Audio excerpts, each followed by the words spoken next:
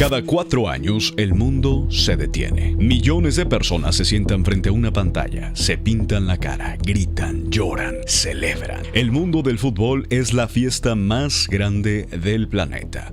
Pero hay algo que casi nadie está viendo. Mientras tú sigues el partido, alguien más está contando el dinero. Detrás de cada gol, detrás de cada bandera, detrás de cada himno nacional que canta un estadio lleno, hay un negocio de decenas de miles de millones de dólares. Y la pregunta que nadie se hace es, ¿quién se queda con ese dinero? ¿El país que organizó el torneo? ¿Las selecciones que jugaron? ¿Los fans que compraron los boletos? Hoy te voy a contar lo que nadie te está contando. Hoy te voy a contar lo que nadie ve del fútbol en el mundo.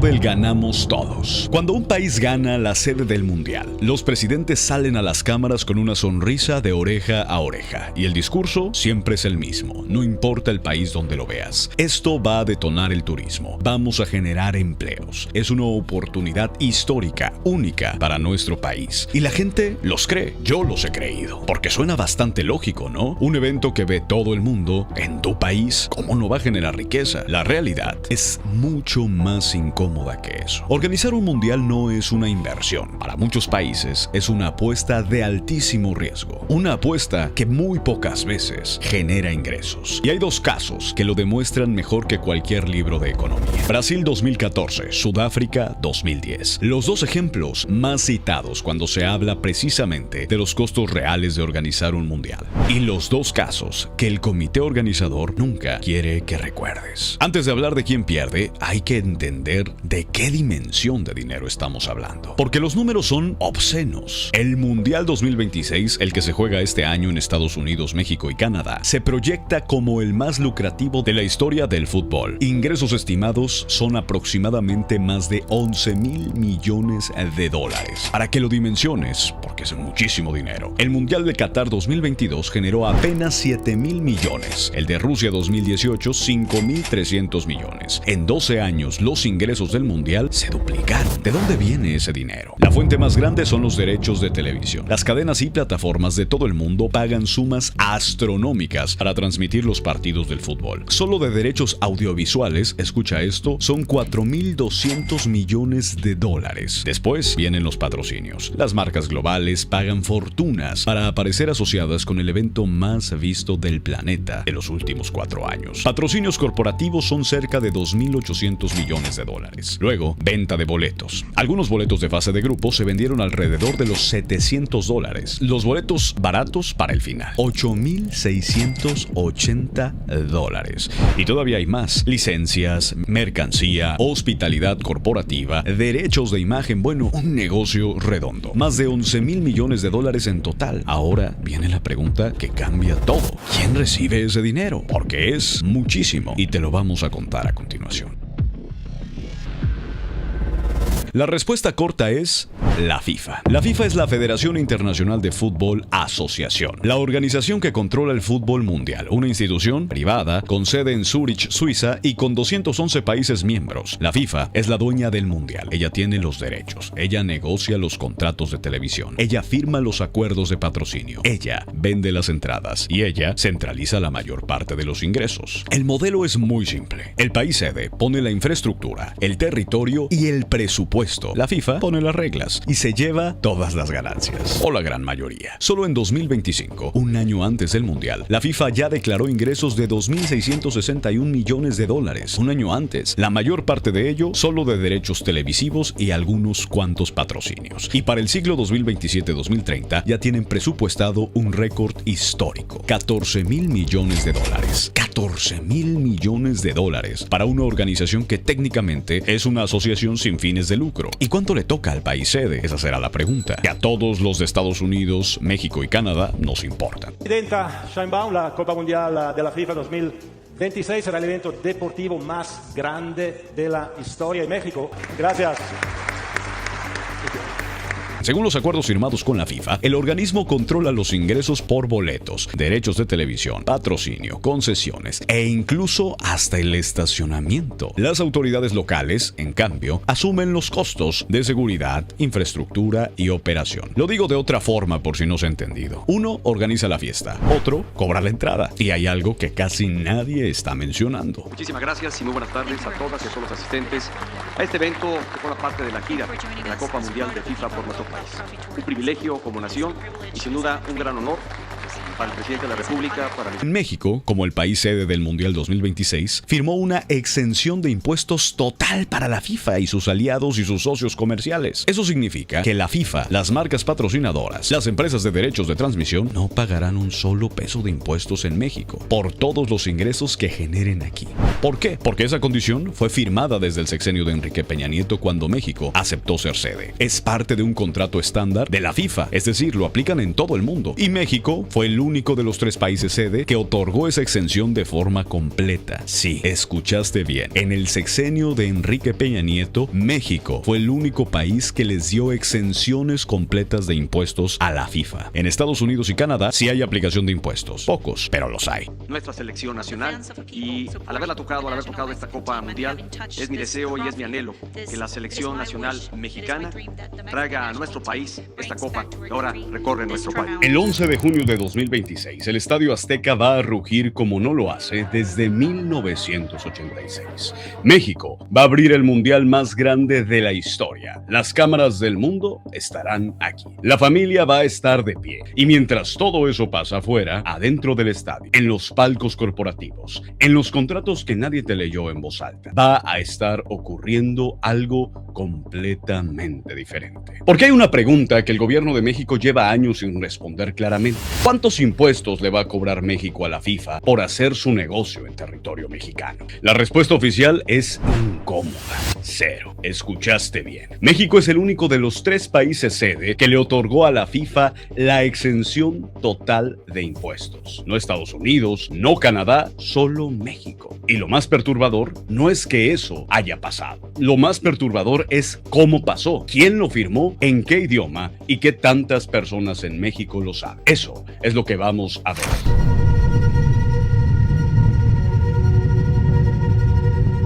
Hay un documento de 93 páginas que nadie te leyó y que durante años estuvo prácticamente oculto. 93 páginas redactadas en la Secretaría de Gobernación, firmadas en 2018 en inglés.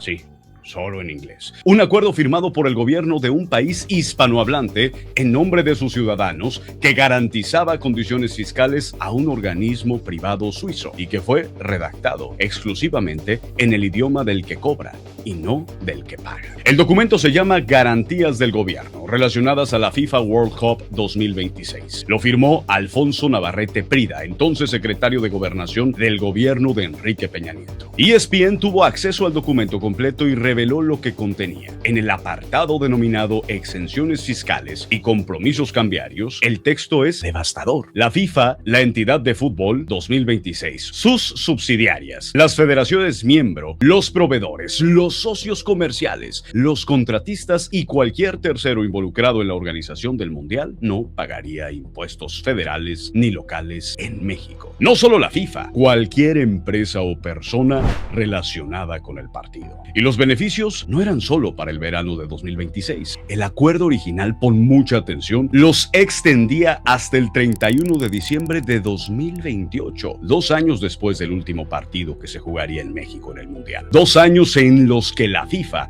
y sus socios seguirían operando en México sin pagar un solo peso en impuestos. Ese era el trato original. ¿Y por qué la FIFA siempre pide esto? Para entender lo que está pasando, primero hay que entender cómo funciona la FIFA. La FIFA no es una empresa, es una asociación de derecho civil fundada en 1904 con sede en Zúrich, Suiza. Por esa clasificación legal, no paga impuestos en Suiza. El gobierno suizo le concedió ese estatus formalmente. Pero aquí viene el detalle que pocos mencionan.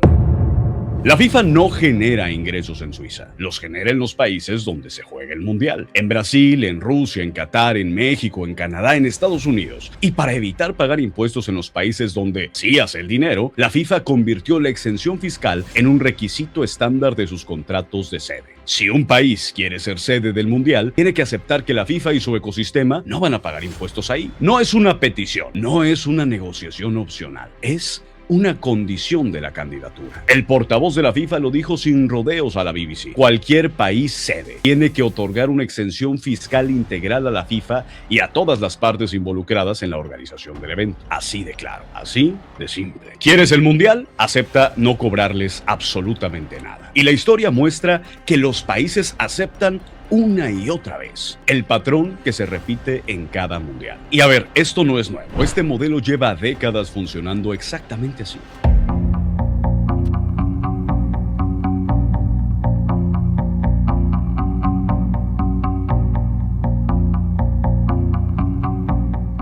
Alemania en 2006, el país anfitrión, le cedió a la FIFA exenciones fiscales estimadas en $272 millones. Para ser sede de uno de los mejores mundiales organizativamente, Alemania pagó ese costo. Y Alemania es una de las economías más sólidas del mundo. Sudáfrica 2010. La FIFA reportó ingresos de $3.800 millones libre de impuestos. Ese año, según la propia FIFA, fue el más rentable de su historia para la FIFA. Sudáfrica, en cambio, cerró el año con una pérdida neta de $3.100 millones. Para hacerlo más claro, la FIFA tuvo su mejor año, el país sede tuvo su peor año fiscal. En el mismo torneo, al mismo tiempo, y aún hay mucho más. Ese año, el número de turistas en Sudáfrica cayó a la mitad comparado con los años previos. El llamado efecto de desplazamiento, en donde los turistas habituales dejan de visitar el país durante el Mundial porque los precios explotan y la logística colapsa. Brasil 2014, el gobierno invirtió cerca de $15.000 millones en estadios, infraestructura y transporte, como se los habíamos hablado. El estadio Mané Garrincha costó $550 millones.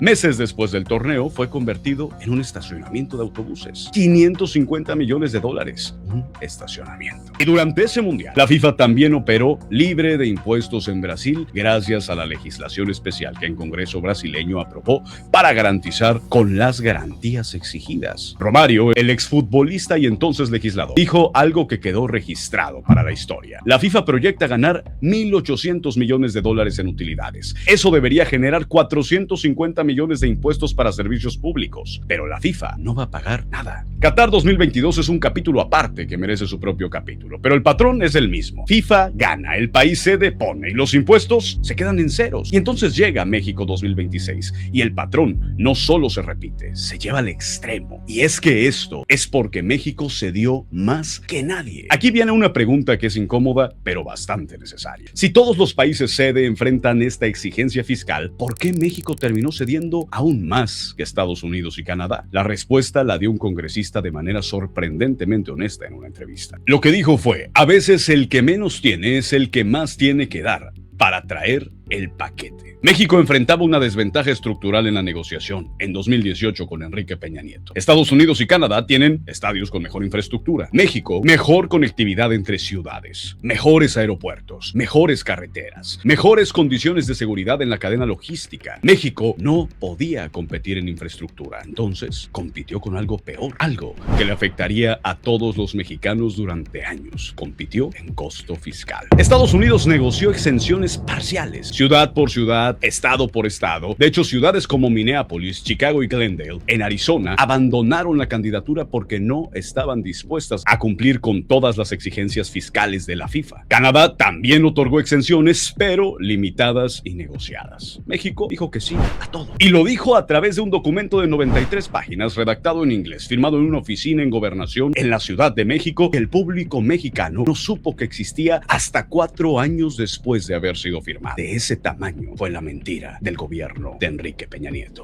La pregunta que quedó sin responder es esta: ¿cuánto vale la sede del partido inaugural del mundial más grande de la historia? Y eso justifica el precio fiscal que México pagó por conseguirla. El alcance real no es solo la FIFA. Este es el punto que la cobertura mediática normalmente no profundiza lo suficiente y que es enormemente importante. La exención no aplica solo a la FIFA. El artículo 25 transitorio de la Ley de Ingresos de la Federación 2026 es bastante bastante explícito. Todas las personas físicas y empresas residentes en México y en el extranjero que participen en la organización de la Copa Mundial de forma directa o indirecta no pagarán impuestos por estas actividades. Un senador que votó a favor lo explicó así. Está planteado para todas las empresas que participen directamente en la organización del Mundial, las televisoras que estarán difundiendo o haciendo las relatorías del Mundial, los grupos de hotelería, de viajes, todas las que participan, las televisoras que transmiten el Mundial, las cadenas hoteleras que alojan a los equipos y delegaciones, las agencias de viajes que venden los paquetes turísticos, los proveedores de logística y seguridad, los socios comerciales de las marcas patrocinadoras, todos. Adidas, Coca-Cola, Hyundai, Qatar Airways, Visa. Todas las empresas que pagan millones de dólares por el privilegio de asociar su nombre al Mundial, operando en México sin pagar un solo peso en impuestos. Un especialista en justicia fiscal de Oxfam México, Diego Merla, lo resumió de manera que vale la pena escuchar con mucha atención. En un país donde de por sí recaudamos muy pocos impuestos y en sí hay muchas carencias en la provisión de servicios públicos, siempre la narrativa es que no alcanza el presupuesto para todo lo que tenemos que gastar. Es como pelearse por una cobija. Si le das más a uno, le quitas a otros. Nunca pensamos por qué tenemos una cobija tan pequeña. En parte porque estamos muy acostumbrados a renunciar a cobrar impuestos con tal de que pasen este tipo de cosas. Una cobija chica que México decidió de manera voluntaria prestarle a la FIFA. Una cobija chica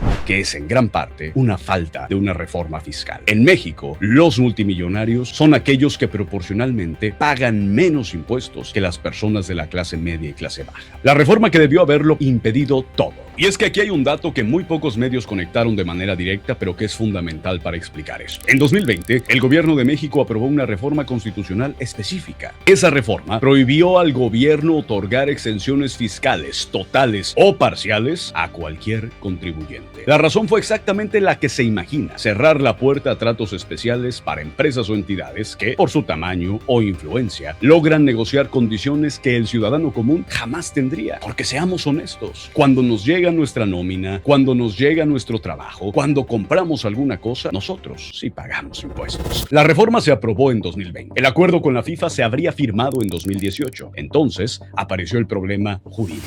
¿Puede una reforma constitucional en 2020 invalidar algo del pasado firmado en 2018? La respuesta jurídica simplificada, lamentablemente, es no. Un contrato firmado antes de la reforma no puede ser retroactivamente anulado por ella, al menos no sin consecuencias legales internacionales. El gobierno de México estaba atrapado en un compromiso que ni siquiera había firmado ese gobierno en turno. Y la solución que encontró el gobierno de Claudia Sheinbaum no fue romper el acuerdo, fue renegociarlo. Reducirlo de múltiples años a un solo año. Acotarlo a las actividades directamente relacionadas con la organización del torneo. Excluir las actividades comerciales de socios y empresas afiliadas. Una victoria parcial. Una reducción significativa, pero no cero. La FIFA sigue operando en México en el verano de 2026 sin pagar un solo peso de impuestos. No lo pagó ni lo pagará. Y aquí la pregunta es: ¿qué es lo que hizo Peña o qué es lo que no hizo que este gobierno sí pudo hacer? El 22 de diciembre el presidente de México salió a decir algo que normalmente los gobiernos prefieren mantener en silencio. Nosotros no podíamos echar atrás esos acuerdos y se ajustaron, dijo. Fue una declaración que mezcló admisión de límites con atribución de responsabilidad. La Secretaría de Hacienda publicó un comunicado detallado explicando que el acuerdo original firmado en la administración de Peña Nieto contemplaba beneficios fiscales por hasta 10 años. Lo escuchaste bien, 10 años. No solo para el Mundial de 2026, 10 años de operaciones de la FIFA y su ecosistema en territorio mexicano sin responsabilidad fiscal. El acuerdo también incluía la eliminación de procesos de control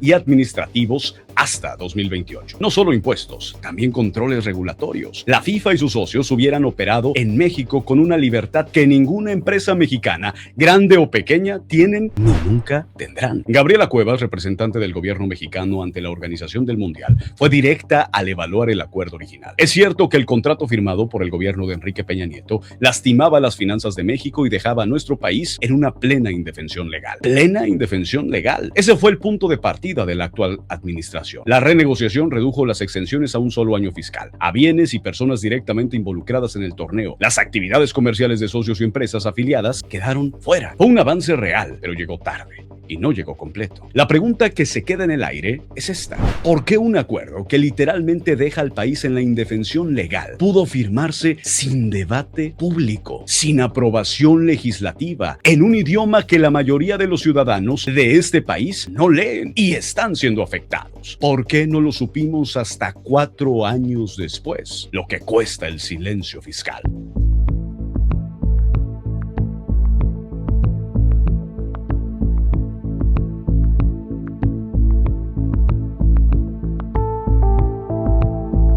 Vamos a hacer el ejercicio que los funcionarios evitan hacer en público, pero que es sumamente revelador. La FIFA proyecta ingresos totales de 11,000 millones de dólares para el ciclo 2023-2026. El Mundial 2026 es la pieza central clave de este ciclo. De esos 11,000 millones, 4,200 millones vienen de derechos de televisión, 2,800 millones de patrocinios, 3,000 millones de boletos y hospitalidad premium. México participa en la generación de esos ingresos. 13 partidos, el partido inaugural, la sede de primera fase y potencialmente octavos de final. ¿Cuánto de eso genera esa actividad económica gravable en México? No lo sabemos con exactitud, porque la FIFA no publica esa desagregación, pero tenemos un referente. Alemania 2006 renunció a 272 millones de dólares en recaudación. Sudáfrica 2010, en un ciclo donde la FIFA generó menos, tuvo pérdidas fiscales de 3,100 millones de dólares. ¿Qué escala estamos hablando para México 2026, cuando la FIFA espera el ciclo más rentable de su historia? La respuesta honesta es que nadie en el gobierno ha publicado ese número. Lo que sí publicó la Secretaría de Turismo es la proyección de derrama económica, que sería entre 1,800 y 3,000 millones de dólares adicionales en divisas por turismo. Y el gobierno utiliza esa cifra para justificar la exención fiscal. El argumento es: lo que no recaudemos en impuestos lo compensamos en actividad económica general. Es un argumento que tiene lógica, bastante superficial,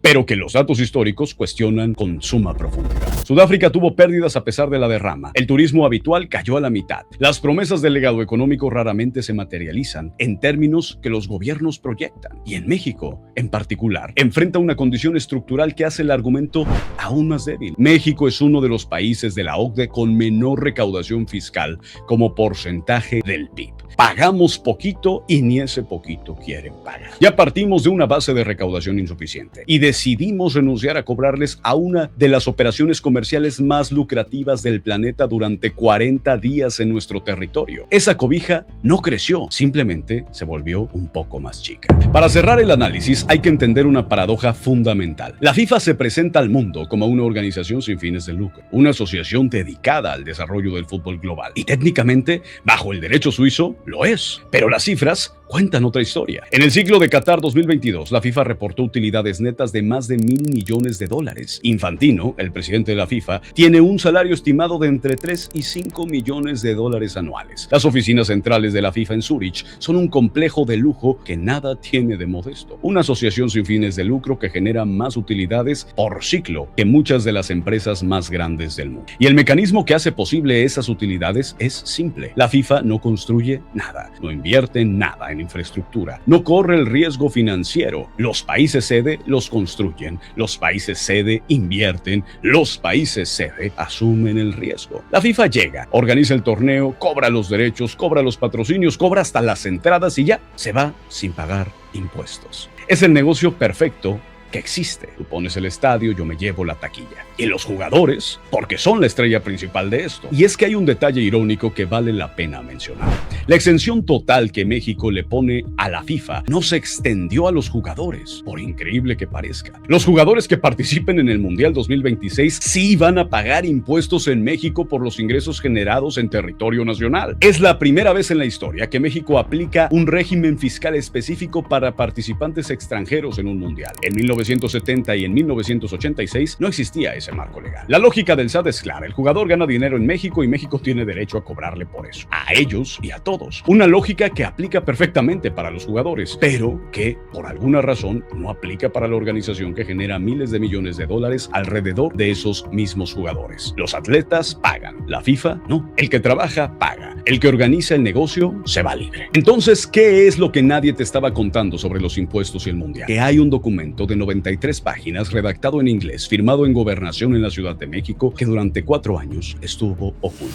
Que ese documento le garantizaba a la FIFA y a toda la red de socios y proveedores operar en México sin pagar impuestos federales ni locales, no solo durante el torneo, sino hasta años después, que México fue uno de los 3 países sede que cedió en esos términos, que Estados Unidos y Canadá negociaron. México aceptó sin decir nada, que el gobierno actual logró una renegociación real que redujo el alcance del acuerdo, pero que no pudo eliminarlo, porque un contrato firmado en 2018 no puede ser revertido unilateralmente sin consecuencias jurídicas, que la FIFA es una asociación sin fines de lucro que genera millones en utilidades, que no paga impuestos en Suiza y que exige no pagar impuestos en los países donde organiza sus torneos, pero deja solos a los jugadores cuando se trata de pagar esos mismos impuestos, y que los países, uno tras otro, aceptan, porque el mundial trae prestigio, porque el mundial trae turismo, porque el mundial une a la gente y da popularidad política, y todas esas cosas son verdad. Pero también es verdad que el estadio que se llenan en banderas el 11 de junio va a ser un estadio donde la organización que cobra la entrada, los derechos de imagen, los contratos de patrocinio y los millones de hospitalidad premium no le va a dejar un solo peso al Estado mexicano. Entonces, si la FIFA se queda con la mayor parte del dinero, ¿cuánto le cuesta al país organizarlo? Para ser sede de un mundial, la FIFA exige condiciones muy específicas. Al menos 2 estadios con capacidad mínima de 40,000 espectadores, un estadio para la final con 80,000 villas olímpicas, campos de entrenamiento de primer nivel, infraestructura de transporte, conectividad, seguridad, y si tu país no tiene todo eso, lo tienes que construir con dinero público. Y veamos los números reales, porque esos nunca mienten.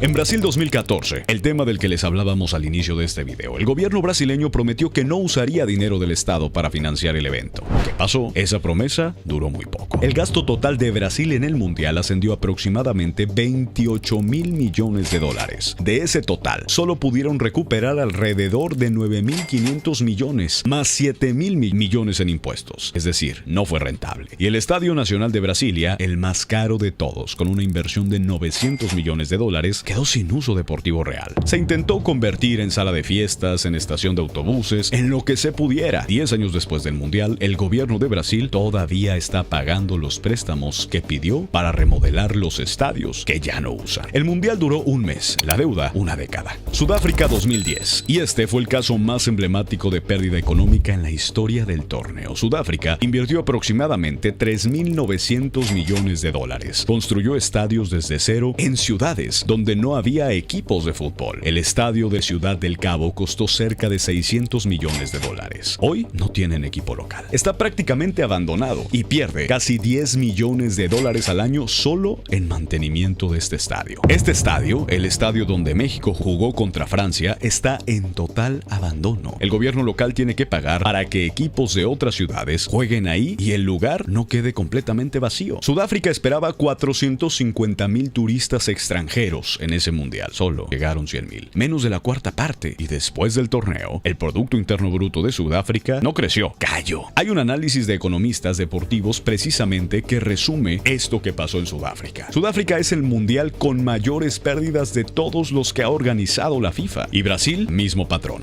Los estadios en regiones sin equipos importantes se convirtieron en lo que en economía se llaman elefantes blancos. Infraestructura costosísima que nadie usa. Y si todo eso ya te parece complicado, espera que te cuente la parte más oscura. Porque hay una pregunta que siempre flota en el aire cuando se habla del negocio del mundial. ¿Cómo se decide quién organiza el torneo? La respuesta oficial es a través de un proceso de evaluación técnica, donde el comité ejecutivo de la FIFA vota por el mejor proyecto en ese momento. La respuesta real, la que destaparon los fiscales del Departamento de Justicia de los Estados Unidos, es muy diferente. El 27 de mayo de 2015, en hoteles de lujo en Zúrich, Suiza, agentes del FBI arrestaron a 7 altos directivos de la FIFA en una operación coordinada con las autoridades suizas. Lo que destaparon fue una red de corrupción que llevaba más de 24 años operando. La fiscal general de Estados Unidos en ese momento, Loretta Lynch, describió la situación en 3 palabras: rampante, sistémica y profundamente arraigada. El total de sobornos documentados superó los 150 millones de dólares. Y eso solo lo que pasó por bancos estadounidenses. ¿Para qué eran los sobornos? Para otorgar derechos de transmisión, para firmar contratos de marketing y para algo mucho más grave, para decidir qué países organizaban los mundiales. Así es, los mundiales de Rusia en 2018 y Qatar en 2022 fueron asignados en la misma votación. En diciembre noviembre de 2010 fue la primera vez que se elegían 2 sedes al mismo tiempo. Y desde esa reunión, varias federaciones europeas señalaban que había dinero negro en los votos. Las investigaciones confirmaron después que dirigentes latinoamericanos recibieron millones de dólares para votar a favor de estas 2 naciones. En total, el gobierno estadounidense acusó a 45 personas y a varias empresas de más de 90 delitos distintos. 22 se declararon culpables. Joseph Blatter, presidente de la FIFA por 17 años, fue suspendido y renunció a su cargo. Michel Platini, leyenda del fútbol francés y entonces jefe de la UEFA, también fue sancionado. Y hay un dato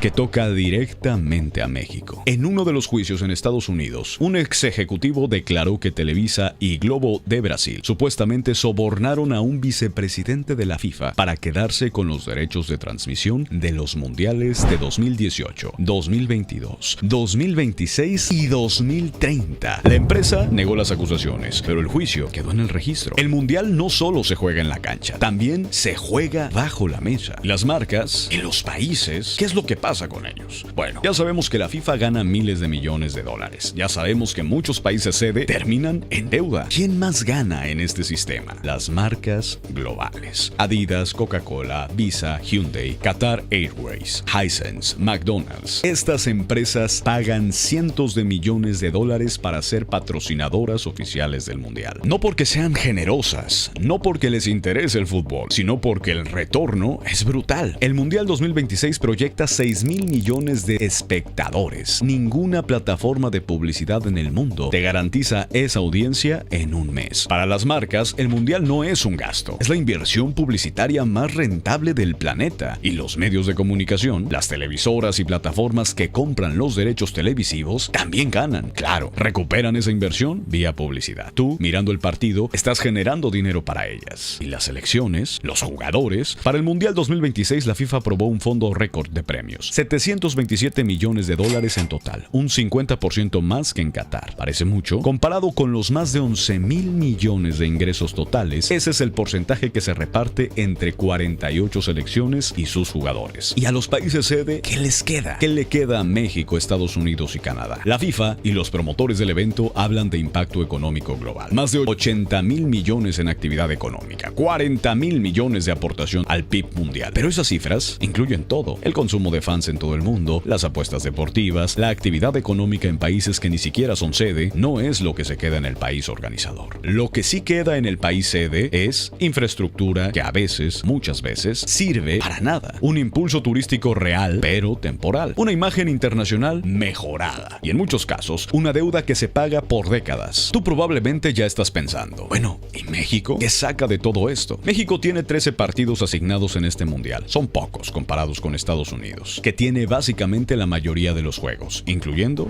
la final del mundial. Eso significa que la mayor parte del flujo turístico, de gasto hotelero, de consumo en restaurantes y servicios, se concentra en territorio estadounidense. México aporta territorio, logística, seguridad y la exención de impuestos que ya mencionamos. ¿Qué recibe a cambio? Visibilidad internacional. Eso es real. Algo de turismo en la ciudad y el orgullo de ser anfitrión, que no es poco para la identidad nacional, hay que decirlo, pero que no significa nada cuando se trata de tener un retorno para la economía mexicana. Pero no hay que confundir visibilidad con rentabilidad. Y ese es el tema. El Mundial 2026 no va a sacar a nadie de la pobreza. No va a resolver la desigualdad estructural del país. Eso requiere otro tipo de inversiones. Inversiones que se pudieron haber hecho en vez de hacerlas para el Mundial. Y aquí está el verdadero debate. ¿Vale la pena el costo de organizar un Mundial a cambio de los beneficios reales que trae? No hay una respuesta universal.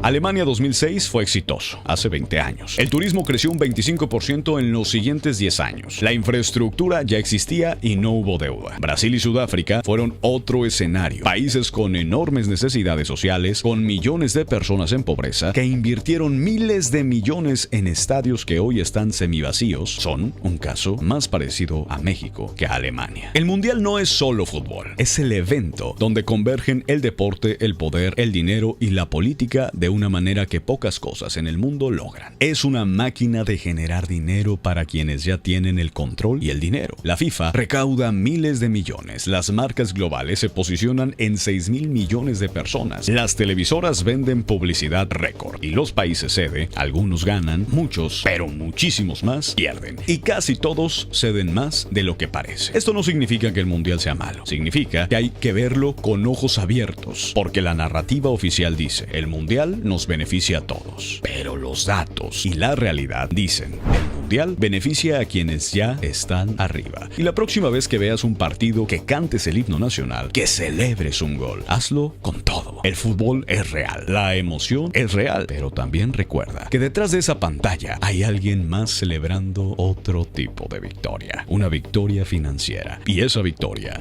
no la aplauden en el estadio. Deporte que auténticamente une al mundo. Cuando daba la cifra que somos los países afiliados a FIFA, que los que Naciones Unidas reúne o convoca en torno a esta organización mundial, que es Naciones Unidas, sorprende, llama la atención. Y ver auténticamente que cuando llega la justa deportiva, la celebración de un mundial, el mundo auténticamente está unido por un balón, está unido por el fútbol, está unido por la pasión que realmente despierta la competencia deportiva que se celebra cada 4 años en alguna nación. México sin duda ha vivido momentos de gloria, ha vivido momentos de enorme entusiasmo y muy particularmente cuando la Copa Mundial y este torneo se ha celebrado en nuestro país en 1970, en 1986, que lo recuerdo además mejor que el de 1970 cuando apenas tenía 4 años, pero sí, en el del 86, pues ya era un estudiante universitario, estaba aquí en la Ciudad de México. 125 millones de mexicanos, desde los niños a su corta edad hasta los adultos, mujeres, abuelitas, todos estaremos siguiendo con gran pasión cómo esté desempeñándose en nuestra selección nacional.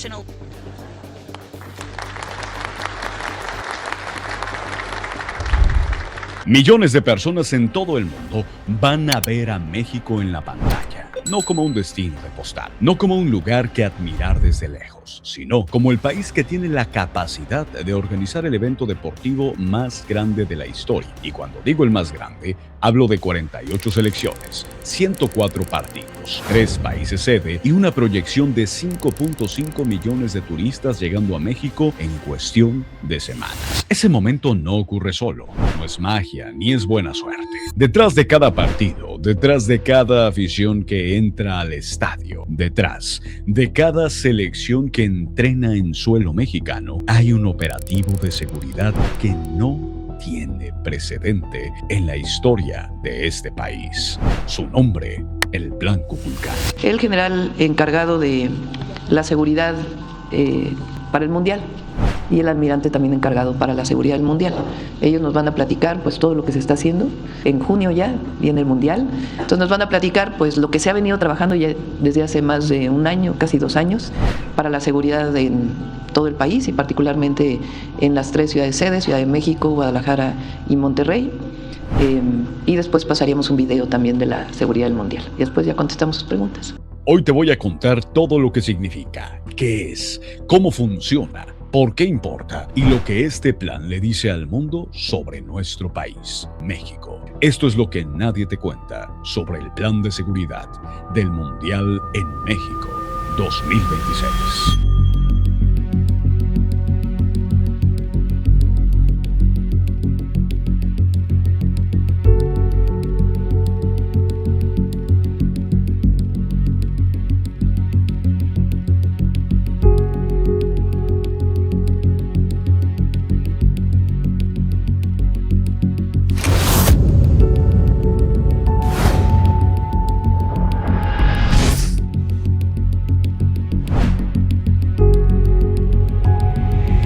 Primero es, ¿por qué este mundial es diferente a los demás? Para entender por qué el Plan Kukulkan existe, primero necesitamos entender la magnitud de lo que México está a punto de vivir. La Copa del Mundo 2026 no es un mundial ordinario, es el primero en la historia, con 48 selecciones participantes. El primero organizado por 3 países al mismo tiempo, México, Estados Unidos y Canadá. El de mayor número de partidos en toda la historia del torneo. Y para México en particular, es algo que ningún otro país en el mundo puede decir. México se convierte en el primer país en ser sede en 3 Copas del Mundo. 1970, 1986 y 2026.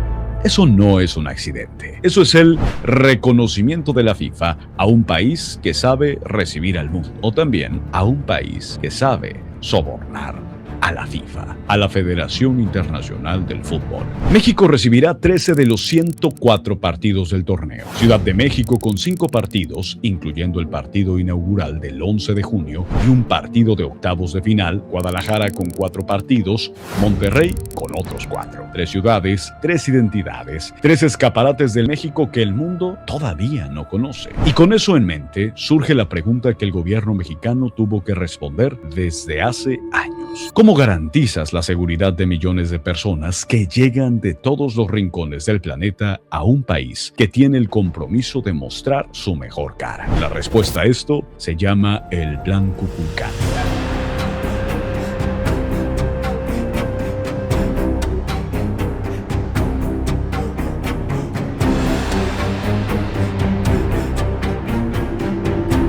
El nombre no es casualidad. Kukulkan es la serpiente emplumada de los mayas, una figura en la cosmología mesoamericana que representa el orden, la inteligencia y la vigilancia desde los aires. La deidad que conecta el cielo con la tierra, lo que todo lo ve. Y así es exactamente como fue concebido este plan, como un sistema que conecta todos los niveles de seguridad en un solo organismo que todo lo vigila, todo lo coordina y que responde en tiempo real a cualquier amenaza. El Plan Kukulkan es la estrategia de seguridad integral que coordinará a las fuerzas federales, estatales y municipales durante la Copa Mundial de la FIFA 2026 en las 3 sedes mexicanas. No es solo un plan policial, no es solo un plan operativo militar, es la suma de inteligencia, tecnología, coordinación interinstitucional y cooperación internacional funcionando como un solo sistema. Es, en términos simples, el operativo de seguridad más ambicioso que México ha diseñado en toda su historia. Hablemos de cifras, porque los números son los que dan la dimensión real de lo que estamos hablando. 99,000. Ese es el número total de elementos de seguridad que serán desplegados bajo el Plan Kukulkan durante el torneo de este mundial. Para que eso tenga contexto, el ejército completo de varios países latinoamericanos no llega a esa cifra. Pero la pregunta más importante, ¿cómo se distribuyen esos 99,000 elementos? 20,000 elementos integrantes de las Fuerzas Armadas, la Guardia Nacional, Ejército y Fuerza Aérea. Más de 12,000 elementos navales encargados de resguardar los litorales y los aeropuertos estratégicos del país, incluyendo el Aeropuerto Internacional de la Ciudad de México y el Aeropuerto de Toluca. 55,000 agentes de la Secretaría de Seguridad y Protección Ciudadana y, en Ciudad de México específicamente, 56,000 policías de la capital destinados a garantizar la seguridad y movilidad durante los 5 partidos que se disputarán en el Estadio Azteca, o bueno, el Estadio Ciudad de México, así como en el FIFA Fan Fest del Zócalo y los 18 festivales futboleros distribuidos en toda la ciudad. Y eso es solo el personal, porque la tecnología desplegada es igual de impresionante. Ya te dije el número, 99,000 elementos de seguridad desplegados bajo el Plan Kukulkan durante el Mundial. Pero quiero que no sea un número que escuchas y dejas ir. Quiero que lo sientas. Quiero que entiendas exactamente el tamaño de lo que México está poniendo sobre la mesa.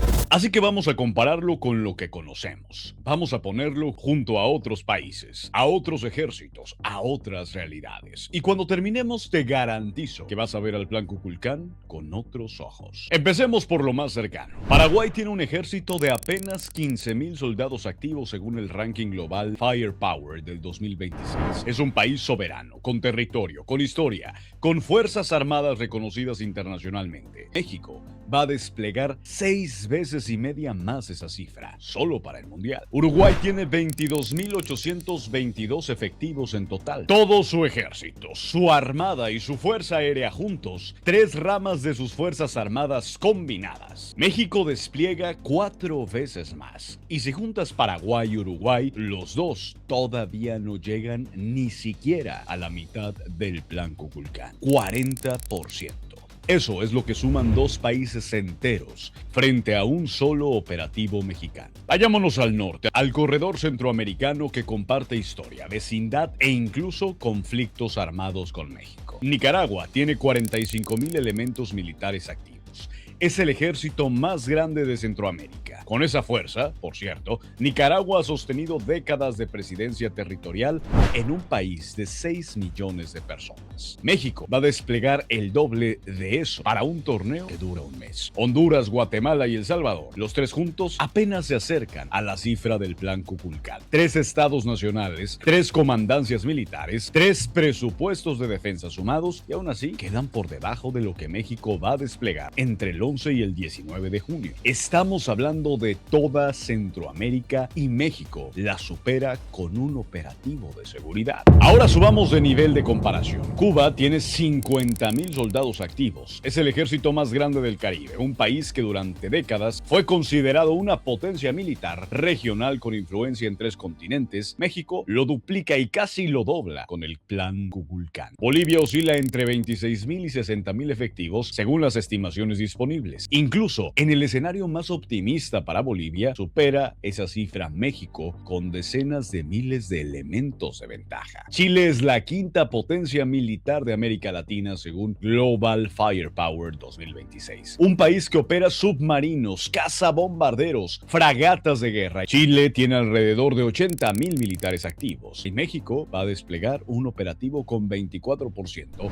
más personal que todo el ejército chileno. No en una guerra, no en una invasión, en un mundial de fútbol. Pero salgamos de América Latina un momento porque la comparación se pone todavía más interesante. Según el mismo ranking del que ya les hemos hablado, el Global Firepower 2026, hay más de 80 países en el mundo cuyo ejército completo, sumando tierra, mar y aire, no alcanza los 99.000 efectivos activos. No son países pequeños e irrelevantes, son naciones con asiento en la ONU, con embajadas en todo el mundo, con soberanía plena, y sus fuerzas armadas totales no llegan al número que México va a movilizar en 3 ciudades durante 30 días. Eso es lo que significa 99.000 elementos. Eso es el tamaño de la apuesta. Pero aquí viene la parte más importante que quiero que entiendas. Porque cuando escuchas 99.000 elementos de seguridad, el cerebro puede ir al lugar equivocado. Puede imaginar una ciudad militarizada, barreras, armas, tensión. Esa imagen que asociamos con los operativos de fuerza. Pero no es eso. La gran mayoría de esos 99.000 elementos no van a estar con armas largas en las tribunas. Van a estar en los accesos, en los corredores de los estadios, en los aeropuertos, en los hoteles, en las rutas de transporte, en los centros de monitoreo. Van a ser la presencia que hace que nadie tenga que pensar en seguridad. Ese es el objetivo real del Plan Kukulcán. Que los 6 millones de visitantes que se esperan para el Mundial caminen por Ciudad de México, por Guadalajara y por Monterrey y lo único que les preocupe sea si su selección va a pasar a la siguiente ronda. Un ejército que no se nota es lo más difícil de construir. Y eso es exactamente lo que México está intentando. 99.000 elementos más que el ejército completo de Uruguay, Paraguay, Nicaragua y Cuba juntos. Más del doble que el ejército chileno, la 5ª potencia militar de América Latina. Más que las fuerzas armadas totales de más de 80 países en el mundo. No es un ejército de ocupación, es un ejército de bienvenida. Y la pregunta que vale la pena hacerse es esta. ¿Tiene México la capacidad de sostener ese operativo a la altura de la promesa o el número impresionante se va a quedar solo en un número? Eso es lo que vamos a ver.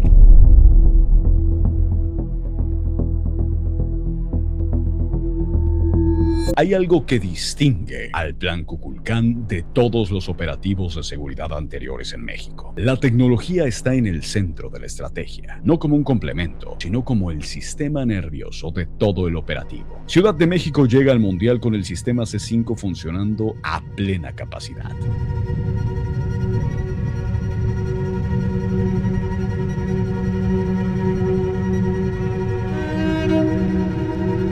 El Centro de Comando, Control, Cómputo, Comunicaciones y Contacto Ciudadano. A través de ese sistema, la capital tiene conectadas más de 113,000 cámaras de vigilancia que cubren 93% del territorio de la ciudad. 113,000 cámaras. Esa densidad de cobertura permite, según las propias autoridades capitalinas, monitorear en tiempo real cualquier punto de la ciudad donde se concentren aficionados o delegaciones. Y no son cámaras ordinarias. En los aeropuertos, 3,200 de esas cámaras están equipadas con inteligencia artificial capaz de identificar patrones de riesgo en tiempo real. El sistema puede detectar comportamientos anómalos, identificar situaciones de riesgo antes de que se conviertan en incidentes y alertar a los equipos de respuesta en cuestión de segundos. A eso se suma la modernización de los sistemas de monitoreo en Guadalajara y Monterrey con anillos de seguridad alrededor del estadio Akron y vigilancia reforzada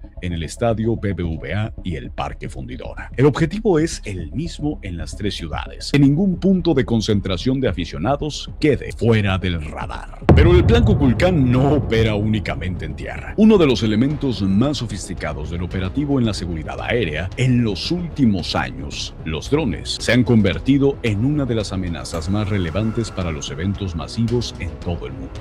Son accesibles, difíciles de detectar e incluso pueden presentar riesgos considerables si caen en manos equivocadas. México lo sabe y lo resolvió. Y esta fue su propuesta. El Grupo de Respuesta a Emergencias de la Secretaría de la Defensa Nacional encabeza el sistema antidrones del Plan Kukulkan. Se trata de un sistema que combina drones de vigilancia propios con tecnología de detección e inhibición de señales. El funcionamiento es así. El sistema identifica cualquier dron que no esté registrado en la base de datos oficial. Si detecta un dispositivo no autorizado, activa de manera automática mecanismos electrónicos que bloquean la señal del operador. El dron puede ser redirigido a una zona controlada o incluso forzado a regresar o caer en el punto en el que se intercepta. Sin violencia, sin riesgos para los asistentes, con control total. Y ese sistema no opera solo, porque el Plan Kukulkan tiene una dimensión que lo hace verdaderamente único en la historia. Es un plan de seguridad trinacional. Por primera vez en la historia, 3 países organizan juntos una Copa del Mundo: México, Estados Unidos y Canadá.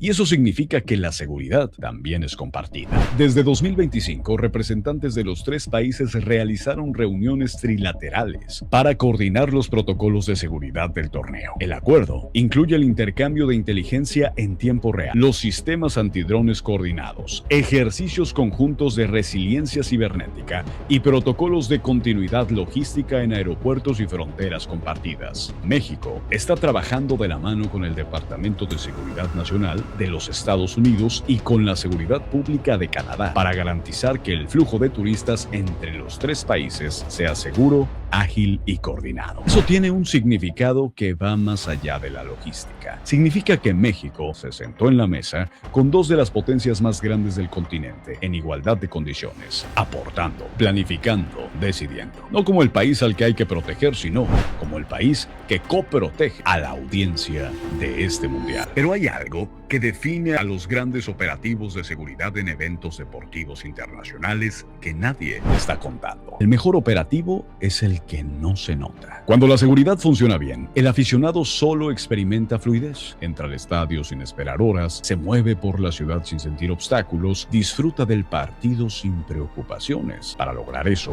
el Plan Kukulkan tiene una dimensión que pocas veces se menciona: la experiencia del visitante. En los aeropuertos se instalaron 40 filtros migratorios automáticos que reducirán la mitad de los tiempos de espera para los millones de visitantes que esperan llegarán al país. La tecnología biométrica permite que los turistas puedan iniciar su proceso migratorio antes de abordar el avión, capturando datos desde su propio teléfono. Al llegar a México, el proceso ya está avanzado. Menos filas, menos tiempo perdido, más tiempo para vivir el mundial. Y hay algo más que es técnico, pero es vital: Internet sin fallas. El gobierno federal publicó en el Diario Oficial de la Federación una medida que exenta a las compañías telefónicas del cobro de derechos de espectro radioeléctrico durante el torneo. Y a ver, en lenguaje simple, las operadoras pueden usar todas las frecuencias necesarias sin costo adicional, con el objetivo de garantizar conectividad total en un radio de 5 a 7 kilómetros alrededor de cada estadio, plaza pública y aeropuerto. Porque en 2026, si no puedes compartir el gol de México en redes sociales en el segundo en que ocurre, la experiencia no está completa. E incluso eso lo resolvió el Plan Cuculcán. Hagamos una pausa, porque hay algo detrás de todos estos números, detrás de todos estos sistemas, detrás de todos estos protocolos que me parece que merece nombrarse con claridad. México lleva años siendo definido por narrativas externas que lo reducen a sus problemas, y el Plan Cuculcán es, en parte, una respuesta a eso. Cuando la FIFA eligió a México como uno de los 3 países sede, no lo hizo por inercia, lo hizo porque este país tiene la capacidad, la infraestructura, la experiencia, la voluntad institucional para recibir al mundo y sobre todo el dinero de los sobornos de la FIFA. Pero eso es tema de otro video. Y el gobierno respondió a esa confianza con el operativo más sofisticado de su historia. Piénsalo así: 5.5 millones de turistas de decenas de países distintos van a pisar suelo mexicano, van a caminar por las calles de Ciudad de México, Guadalajara y Monterrey, van a comer en sus restaurantes, van a usar su transporte, van a vivir su cultura y cuando regresen a su país van a llevar una imagen de México. Si esa imagen es la de un país organizado, seguro, vibrante y acogedor, el beneficio trasciende al fútbol por décadas. El turismo, la inversión, la percepción internacional, todo eso se construye o destruye en las semanas que vienen. El Plan Cuculcán no es solo un operativo de seguridad, es la apuesta más grande que México ha hecho en mucho tiempo por su propia imagen ante el mundo. La pregunta que surge naturalmente es: ¿esto es suficiente? ¿Está México listo? Los números dicen que sí. 99,000 elementos de seguridad, 113,000 cámaras, coordinación trilateral con Estados Unidos y sistema antidrones operativo. Filtros migratorios inteligentes, conectividad garantizada en todas las sedes, la Guardia Nacional, el Ejército, la Fuerza Aérea activados, la Marina cuidando los litorales y los aeropuertos. Pero hay algo que ningún operativo puede garantizar por sí solo: la ciudadanía. Un operativo de esa magnitud funciona mejor cuando los propios ciudadanos son parte del sistema. Cuando un aficionado reporta algo sospechoso, cuando un residente está atento a su entorno, cuando la gente que vive en la ciudad de sede entiende que lo que está en juego no es solo un partido de fútbol, sino la imagen de su país ante el mundo entero. Y ahí es donde el Plan Cuculcán cobra una dimensión que va más allá de todos los protocolos hablados. Es un pacto entre el Estado y la sociedad. El Estado que pone 99,000 elementos, pone la tecnología, la coordinación y la sociedad, pone la conciencia, la cooperación y el orgullo de mostrar las cosas. Porque en 1970 y en 1986, México le demostró al mundo que podía organizar un mundial de primer nivel. En 2026, con toda la tecnología y todo el aprendizaje acumulado, México tiene la oportunidad de hacer algo más, demostrar que puede ser el mejor anfitrión en la historia de la Copa del Mundo, o el anfitrión más peligroso que se equivocó a la tercera. No vamos a hacer el recuento. El Plan Cuculcán es el operativo de seguridad integral con el que México se prepara para recibir el Mundial 2026 de la FIFA. 99,000 elementos desplegados entre ciudades, la tecnología de vigilancia más avanzada que este país ha utilizado en su historia, coordinación trilateral entre Estados Unidos, México y Canadá, sistemas antidrones operativos, aeropuertos con inteligencia artificial, conectividad garantizada en cada sede, todo eso mientras garantiza una sola cosa: que los 5.5 millones de personas que están proyectadas van a llegar a México se vayan con una sola imagen en la cabeza, la de un México que sí puede. Y eso, familia, empieza con nosotros, con la forma que recibimos al visitante, con el orgullo con el que mostramos nuestras ciudades, con la conciencia de que esas semanas son una vitrina que no se repite en décadas. México organizó su mundial en 1970, su segundo en 1986, y ningún otro país en la historia ha coordinado 3. Eso no es una estadística, eso es un legado. Y la pregunta que te dejo es esta: ¿crees que el Plan Cuculcán es suficiente para que México entregue el mejor mundial de la historia? ¿O hay algo más que el país tendrá que hacer para estar verdaderamente listo? Comparte este video con alguien que todavía no sabe la magnitud de lo que se viene. Y suscríbete para seguir viendo lo que nadie más te cuenta de México y el mundo. Mi nombre es Alejandro Helguera. Nos vemos pronto.